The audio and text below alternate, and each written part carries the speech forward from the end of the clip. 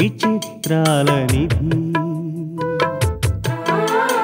ఓ విధి విచిత్రాల నిధి వింత కథల సారథి ఆశ నిరాశల వారధి నిరంకుశ నిర్ణయాల నిర్దయవానిధి ఓ విధి విచిత్రాల నిధి ఓ విధి. అమ్మా ఇంక మేము వెళ్ళొస్తాం. మా వాణ్ణి నువ్వెప్పుడు కలవమంటే అప్పుడు కలుస్తాడు. అది సరే, నువ్వెక్కడికి వెళ్తానంటున్నావు? ఇక్కడ మాకు తెలిసిన వాళ్ళ ఇల్లుంది, అద్దెకు తీసుకొని ఉంటాం. ఏమయ్యా ఈ ఇల్లు నచ్చలేదా?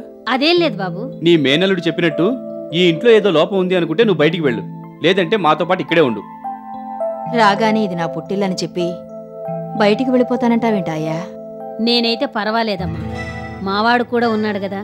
ఉంటే మన క్వార్టర్స్ ఉన్నాయిగా, అందులో ఉంటాడు. ఎందుకులే అమ్మా. ఇంకేం మాట్లాడకాయా, మీరు మాతో పాటు ఇక్కడే ఉంటున్నారు అంతే.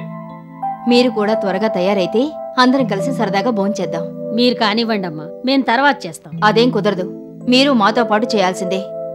నువ్వు ఏంటి మనిషివే ఆయా? అలాగేనమ్మా. భిక్షపతి పద. బృహస్పతి అని పిలవలేవు?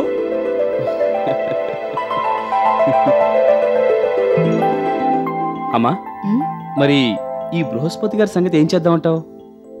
ముందు ఆ బుద్ధికి పదును పెట్టి ఆ తర్వాత ఆలోచిద్దాం.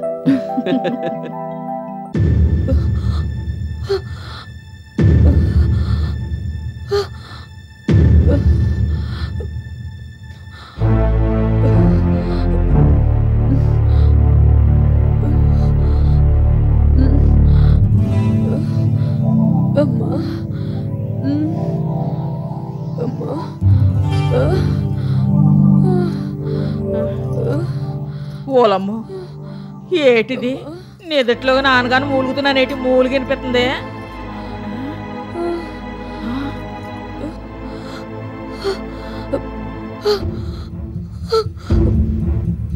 ఓలమ్మో, అమ్మగారికి జ్వరం కింద ఆయమ్మాయి ఉంటుంది. ఓలమ్మో, ఏటైపోనది ఏటు.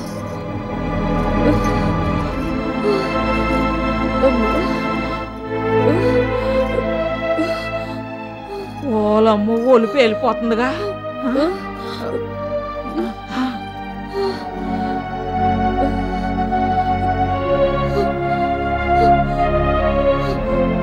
ఓలమ్మ ఓలమ్మ, ఏటి మంది ఇచ్చాడో ఏటో ఆ డాక్టర్ బాబు. జలుబు కొక్కులు, జ్వరానికి కొక్కులు, కాలు కొక్కులు, చేతి కొక్కులు, ఊరు నిండా డాక్టర్ బాబులే. డబ్బులు గుంజడానికి తప్ప జబ్బులు నయం చేయడానికి పనికిరారు. చేసా తడుగుడ్డేస్తూ ఉండాలి, లేకపోతే నాపం లేదు.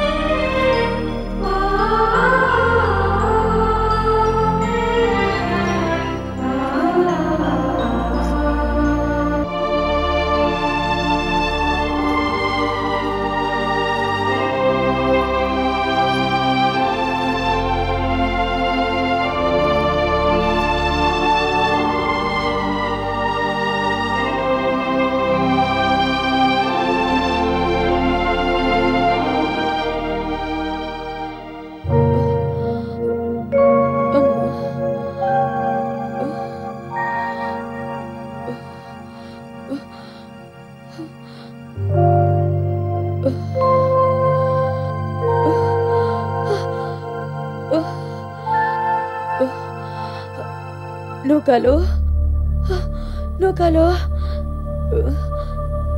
నూకలు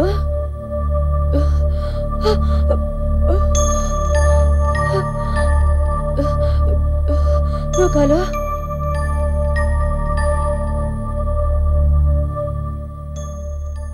బాబు గారు, నువ్వా నూకాలు? ఏమిటిలా వచ్చావు? ఓ అమ్మగారికి ఒంటో బాగోలేదు బాబు. ఏ ఏమైంది నూకాలు? 2 రోజుల మటు జ్వరం బాబు.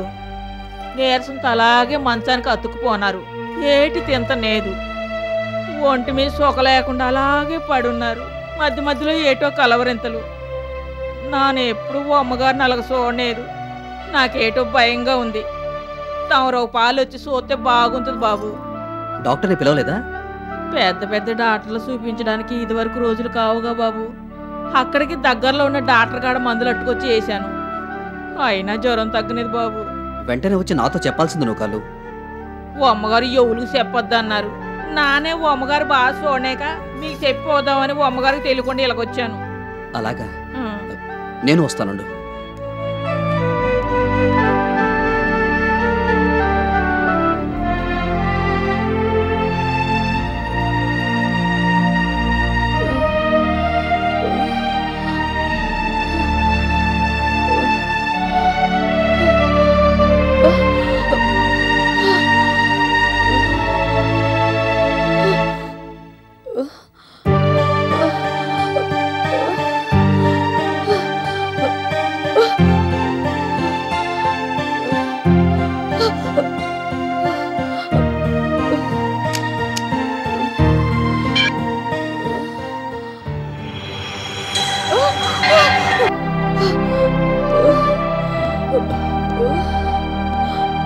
కూర్చో.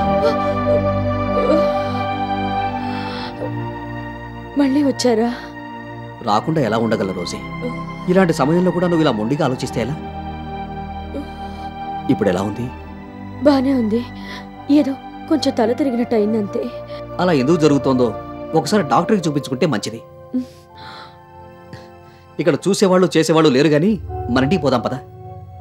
నూకాలుంది కదా, చూసుకుంటుందిలేండి. నేను కాదంటం లేదు. అయినా ఇంటికి రావడానికి నీకేమిటి అభ్యంతరం? డాక్టర్లు ఇంటికి వస్తారు, చూస్తారు, మందులు ఇస్తారు. అవన్నీ వదులుకుని ఇక్కడ ఎందుకు ఉండడం? అలవాటు లేని పనులు చేయడం, ఈ వాతావరణానికి అడ్జస్ట్ కాలేకపోవడం, డబ్బు కోసం టెన్షన్, ఇవేవీ నిన్ను ఆరోగ్యంగా ఉండనివ్వవు. ఇప్పుడు మనిషికి కాదు, మనసుకు ట్రీట్మెంట్ ఇవ్వాలి. మన ఇంటికి వస్తే అన్నీ సర్దుకుంటాయి. పద. మీకెందుకండి శ్రమ? బయట వాళ్ళకి చేస్తే శ్రమ అంటారు, సొంత వాళ్ళకైతే ప్రేమ అంటారు. ప్రేమ ఉన్న చోట శ్రమ ఉండదు. ఈ జ్వరంతో ఇక్కడేం బాధపడతావు గానీ మన ఇంటికి వెళ్దాం పద. ప్లీజ్, నేను రాలేను. ఈ ఒక్కసారికి నా మాట వినండి. చూడు రోజీ, ఇంతవరకు నీ మాటే నేను వింటూ వచ్చాను. ఈసారి నువ్వు నా మాట వినాలి. మర్యాదగా వస్తే సరి, లేదంటే బలవంతంగానైనా నేను ఇక్కడి నుంచి ఎత్తుకెళ్ళిపోతాను. నిజంగా అంత పని చేసేలా ఉన్నారు. అయినా నేనొస్తే మీకు ఇబ్బంది అవుతుందేమో. రాకపోతే ఇంకా ఇబ్బంది అవుతుంది. అది కాదండి, పాపం ఇంతకాలం నూకాలు సొంత మనిషిలా సేవలు చేసింది. వదిలేసి రాలేను కదండి. వదిలేసి ఎవరు రమ్మన్నారు? నూకాలను కూడా మనతోనే తీసుకెళ్దాం. ఇంకా ఆలస్యం చేయడం ఎందుకు? పద పోదాం. అది కాదండి. ఏమన్నా ఉంటే ఇంటికి వెళ్ళాక మాట్లాడుకుందాం. నూకాలు వెళ్దాం పద. హాయ్, అట్టగానండి.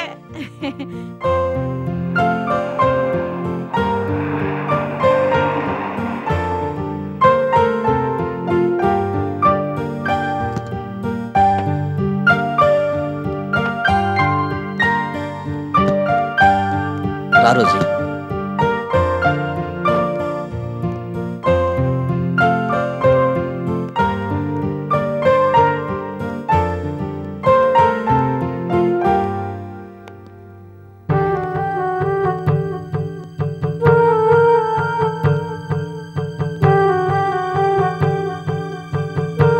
ఆగిపోయావి?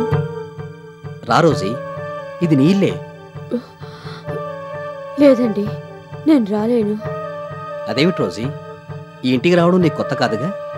చాలాసార్లు వచ్చావు, మర్చిపోయావా? మర్చిపోలేదండి. కానీ ఎప్పుడొచ్చినా మీ మీద కోపంతోనూ మిమ్మల్ని బాధ పెట్టడానికో వచ్చేదాన్ని. నేను చేసింది తప్పని తెలిసి లోపలికి రాలేకపోతున్నానండి. ఏమిటి రోజీ ఇది? అవునండి, ఎన్నో పాపాలు చేశాను. దేవుళ్లాంటి మిమ్మల్ని ఎంతో బాధ పెట్టాను, దూషించాను, ద్వేషించాను, దూరంగా ఉంచాను. అందుకే పవిత్రమైన దేవాలయంలోకి అడుగుపెట్టే అర్హత నాకు లేదండి. నన్ను క్షమించండి. దయచేసి లోపలికి రమ్మని మాత్రం అనకండి. రోజీ, ఓ అమ్మగారు, ఏటమ్మా ఇది? ఈడదాకా వచ్చి లోపలికి రానంతారేటి? ఈ జనంతో ఏడకెళ్తారమ్మా? గారు పెద్ద మనిషి చేసుకొని రాబట్టి సరిపోనాది, లేకపోతే ఈ జనంతో ఏటైపోతారా అని భయపడిపోనానమ్మా. నిజమే నూకాలు, అందుకే చెప్తున్నాను. ఇన్నాళ్ళు ఆయన్ని బాధ పెట్టింది చాలు, ఇంకా బాధ పెట్టలేను. అవన్నీ ఇప్పుడు ఎందుకమ్మా? డబ్బున్నప్పుడు మీ వెనకాల తిరిగినోళ్ళు ఇప్పుడు ఒక్కరు అంతులేరు. జలుబు వచ్చిందని తెలిసి ఇంటికొచ్చే డాక్టరు జ్వలంతో ఒళ్ళు కాలిపోతుందన్న చూడడానికి రానేదు. గారు కాకపోతే ఇప్పుడు మిమ్మల్ని ఎవరు చూస్తారమ్మా? అమ్మగారు, మీకు చెప్పేదాన్ని కాదు గాని ఈ వయసులో ఒకరికొకరు తోడు అవసరం అమ్మా. ఈ రోజుల్లో కన్న కొడుకులు చూడక కట్టుకున్న ఓడు లేక అనాథాశ్రమంలో ఎంతో మంది ఉంటున్నారు. అదృష్టం బాగుండి మీకు ఆ గతి పట్టనేదు. గారే వచ్చి మిమ్మల్ని పిలుచుకొచ్చినారు. కాదనకుండా లోపలికి వెళ్ళండి అమ్మా. రోజీ, అసలే ఒంట్లో బాగోలేదు. ఇవన్నీ ఆలోచించి ఆరోగ్యం మరింత పాడు చేసుకోకు. నేను నూకాలు ఇద్దరం చెప్తున్నాగా. ముందు లోపలికి పద. మిగతా విషయాలు నీ జ్వరం తగ్గాక మాట్లాడుకుందాం. నిజంగా నేనెంత అదృష్టవంతురాలండి. సరే పద.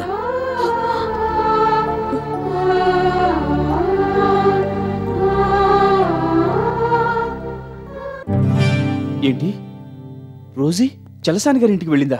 అవును బాబు. అంటే ఇప్పుడు ఇద్దరు కలిసే ఉంటున్నారా? కలిసే ఉంటున్నారు బాబు. నిన్న నూకాలు కనిపించి మా అమ్మగారు అయ్యగారు మళ్ళీ కలిసిపోయారని చెప్పింది. ఇది ఎలా జరిగింది కాశీ? ఎందుకంతలా ఆశ్చర్యపోతున్నావు దీపక్? చలసాని గారు రోజీ భార్యాభర్తలు. ఆ విషయం మర్చిపోయినట్టున్నావు. ఎలా మర్చిపోతానమ్మా? రోజీ విడాకులిచ్చి చలసాని గారిని వదిలించుకున్న విషయం కూడా మర్చిపోలేదు. విడాకులు తీసుకున్నంత మాత్రాన శాశ్వతంగా విడిపోవాలని మళ్ళీ కలవకూడదని రూలేం లేదని నువ్వేగా అన్నావు. అఫ్కోర్స్ అన్నాను. కలవకూడదని ఎలా అంటాం? సంజయ్ వినోద్ కూడా మళ్ళీ కలిశారుగా. భార్యాభర్తలన్నాక ఏవో గొడవలు వస్తూ ఉంటాయి. ఒక్కోసారి సరైన అవగాహన లేకపోతే అనుమానాలకి అపార్థాలకి దారితీస్తాయి.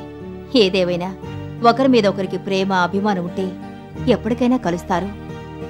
ఇన్నాళ్ళు లేనిపోని అనుమానాలతో చలసాని గారికి దూరంగా ఉండి మనశ్శాంతి లేకుండా చేసుకుంది రోజీ. ఇన్నాళ్ళకి మనసు మార్చుకొని మళ్ళీ చలసాని గారి దగ్గరికి వచ్చిందంటే మనందరూ సంతోషించాల్సిన విషయం. మావయ్య గారు రోజీ కలిశారంటే నాకు సంతోషమే కదమ్మా. పాపం మావయ్య గారు ఇన్నాళ్ళు ఏ తోడు లేకుండా ఎంత బాధపడ్డారో నాకు తెలుసు కదా. ఇవాళ రోజీ మళ్ళీ తనంతటి తాను వచ్చిందంటే మావయ్య గారు ఎంత సంతోషిస్తారు. ఇదంతా బాగానే ఉంది, కానీ నాకు విషయం అర్థం కావట్లేదమ్మా. ఇంకా ఏమిటి? అదేనమ్మా, రోజీ ఇంత అర్జెంటుగా మనసు మార్చేసుకుని మామయ్య గారి దగ్గరికి ఎలా వచ్చేసింది అన్నది $1 మిలియన్ క్వశ్చన్లా ఉంది. వెరీ సింపుల్ రీజన్ అన్న. ఇన్నాళ్ళు గ్రానికి డబ్బు తప్ప మరో ప్రపంచం తెలియదు. ప్రేమలు అభిమానాలు కన్నా డబ్బు ఎక్కువ అనుకుంది. అవసరమైతే వాటిని కూడా మార్కెట్లో కొనుక్కోవచ్చు అనుకుంది. కానీ ఆ ఆలోచన తప్పని ఇన్నాళ్ళకి తెలుసుకుంది. మనుషుల విలువ మమతల విలువలు కూడా తెలిసొచ్చాయి. అందుకనే తాతయ్య దగ్గరికి తిరిగి వెళ్ళిపోయింది. అమ్మా, వీడు చెప్పింది కరెక్టేనంటావా? 200% కరెక్ట్. నీకన్నా నీ కొడుకే చక్కగా అనలైజ్ చేశాడు. అమ్మా, ఇట్స్ టూ మచ్. వీడు నాకు పెద్ద అపోజిషన్ అయిపోయాడు. వినోద్ వచ్చిన దగ్గర నుంచి నువ్వు అసలు నాకు సపోర్ట్ చేయడం మానేసి అన్నిటికీ వాండే వెనకేసుకొస్తున్నావు. నువ్వు ఈ మధ్య నానం మెచ్చుకునేంత మంచి పనులు ఏం చేయడం లేదు కదా. బాగా చెప్పావు వినోద్.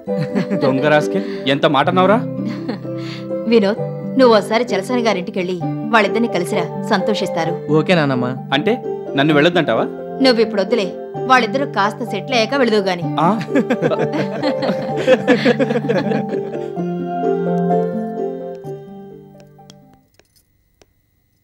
నూకాలు, కాఫీ ఎవరికి? గారికమ్మా. నేను కలుపుతానులే. నానుండగా మీకెందుకమ్మా? అది కాదు నూకాలు, ఇక నుంచి ఈ పనులన్నీ నేనే చేస్తాను. అంతేకాదు, నువ్వు నాకు సహాయం చేయాలి. చెప్పండి అమ్మా. ఏం లేదు, నేనింతవరకు ఎప్పుడూ వంట చేయలేదు, కనీసం కాఫీ కూడా కలపలేదు.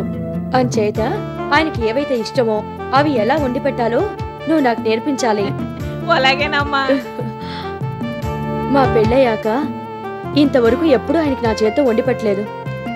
పాపం ఇన్నాళ్ళు వండి పెట్టేవాళ్ళు లేక ఎలా తిన్నారో, ఎంత బాధపడ్డారో. అందుకని ఇప్పటి నుంచైనా నా చేత్తో ఆయనకు వండి వడ్డిస్తాను. చాలా సంతోషం అమ్మా. నాన్న నేర్పిస్తాను కదా. కాఫీ చల్లారిపోతుంది, ఇచ్చేసాను.